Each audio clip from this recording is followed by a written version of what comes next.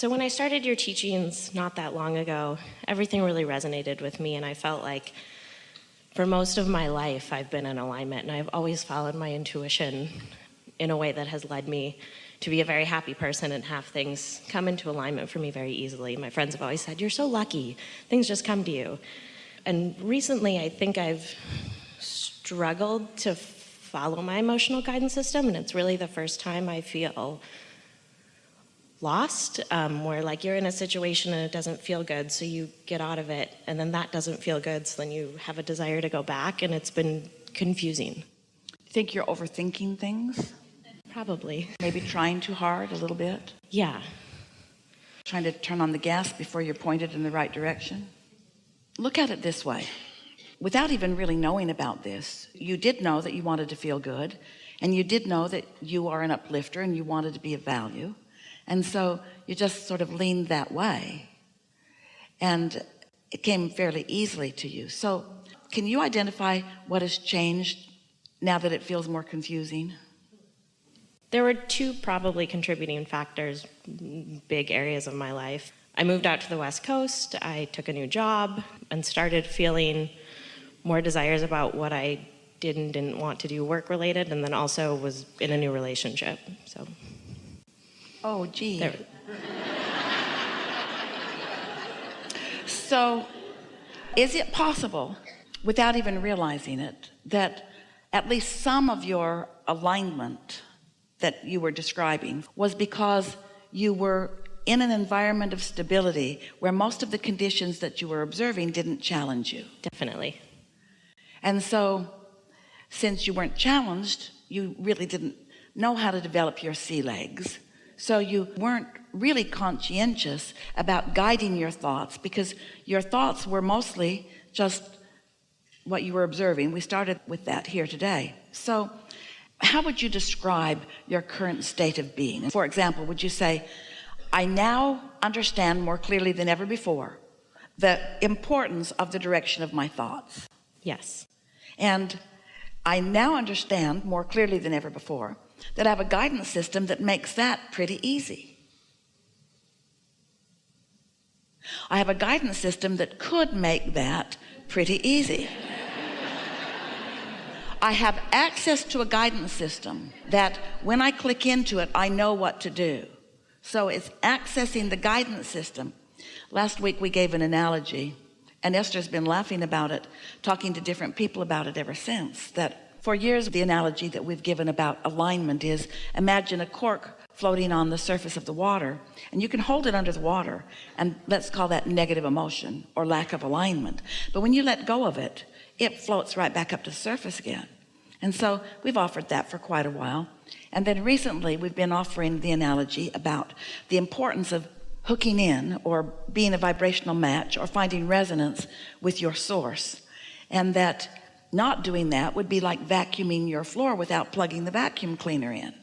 Going through the motions, and everyone could watch and say, good job, we see you're covering this entire floor, but you're really not accomplishing what you're setting out to accomplish.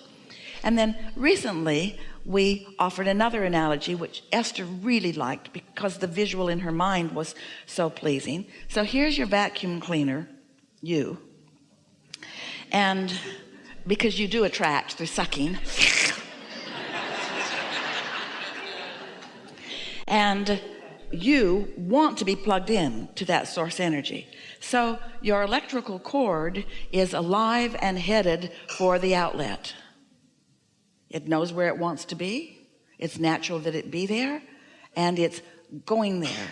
Unless you're swatting it out of the way, it will get there.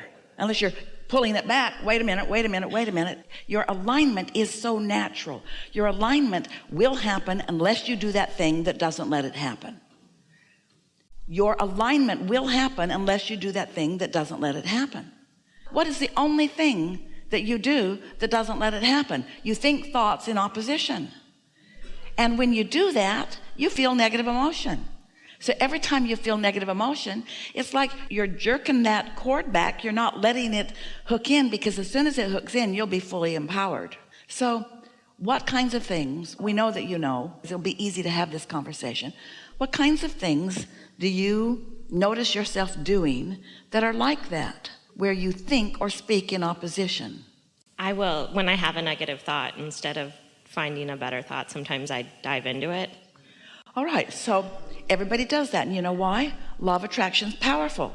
Because when that thought's active, if you let it be active for very long, it's naturally attracting other thoughts that match that. So the key is to catch the thoughts early before they get so much going, and not talk to others who will add to it.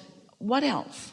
Sometimes when I know what I want, if I'm too hooked into the negative emotion or the negative thoughts, I stop myself from doing things that I know would make me feel better. Of course you do, because law of attraction sort of has you paralyzed there. You're not doing anything wrong. Law of attraction is dishing up to you more of what you've already got going on. So if you've been thinking those thoughts, then you're attracting things that compound them. You're attracting things that give evidence to them until you form a belief. A belief is just a thought that you continue to think. So there are a couple of things that you can do. One is acknowledge that and catch yourself in the early subtle stages. But what if you're like most people? And what if you have a history, even though most things were going well, of thinking thoughts that are not working for you and them picking up momentum, and you just got in the habit of following the thought wherever it went? What if every time you get on that subject, that's right where your mind goes? So how could you possibly release yourself from that kind of momentum? Well, the good news is every time you know what you don't want, you launch a rocket about what you do want. So you have been, without knowing it, you've been increasing the momentum of your desire a lot.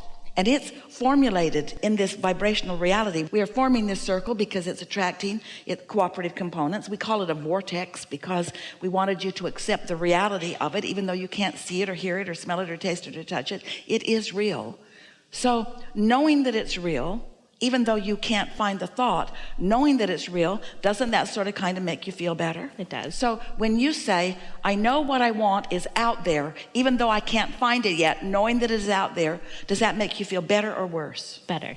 Makes me feel good knowing it's out there, even though I can't find it. So then you said to us, because you got really tired of us talking about this vortex, all right, Abraham, enough about this invisible magic place. How do I get the money out of the vortex and into the bank? How does this become a reality worth talking about? Because you can say all of these words, it just sounds like another fantasy. You can say the words, how can I prove to myself this vortex exists? Because words don't teach, it's only life experience that teaches. How can I prove to myself that this is a real thing? And so in the beginning of your questions, we said things to you like, well, you've got to get into the vortex. Well, that didn't go over very well with you because, first of all, you don't even really believe the thing exists because you can't see it or hear it. You can't translate it through your physical senses. And you, like us, we know you do, but it's hard to believe things that you haven't proven through your own experience. Get into the vortex, get into the vortex, get into the vortex, get into the vortex. And it's like you want to scream, like we don't want to go in there. We do. We want to go in there. We just can't find the damn door. We want to go in there where everything that we want is. We want the full experience of that. So then we began speaking to you about the vibrational properties of what's in the vortex. It only contains wanted. It doesn't contain absence of wanted. So if you're walking around really keenly aware of the absence of things that you want, even though the vortex is there with everything that you do want, can you feel the problem there? You're vibrationally so far apart because what's active in you is the absence of what you want, and what's active in your vortex is the presence of what you want. You're on different frequencies. You can't receive it. So then we began saying, you must get into the receiving mode of what's in your vortex, which means only one thing. It doesn't mean you have to know it all. You have to be able to describe it in full detail. It doesn't mean that you have to understand the whole workings of the universe and understand universal laws and explain them. It just means you got to stop doing that thing that doesn't let you be in the receiving mode. Well, how do you know when you're not in the receiving mode? You feel negative emotion. We think you know, if you pay attention, what kinds of thoughts and words and actions you're offering that bring negative emotion. It's not hard. If you're doing that thing that doesn't let you be in the receiving mode, so what's in the vortex can be received by you, if you're doing that thing that doesn't let that happen, and every time you do it you feel negative emotion, that's a clue. Negative emotion is pointing right at it. There you're doing it. There you're doing it. When you're belittling yourself, you're doing it. This makes sense, doesn't it? So then you say, okay, I've caught myself 1,000 times today, Abraham. I did it quite a bit today. I did it, but I can't stop doing it. I can't stop doing it because I get the thought, and then the thought gets bigger, and then I can't stop doing it. What should I do? How can I get in the receiving mode when my practice thoughts, when my beliefs keep dishing up, because law of attraction helps me, contradictory thoughts? And we say, got to stop the thought. And you say, drugs.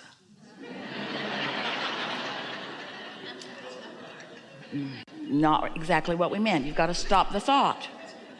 Got to stop the thought. I'll go to sleep. That's kind of like drugs.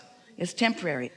So how do I stop the thought so that I can find resonance with what's in my vortex? And here are the new words that you came here today to hear.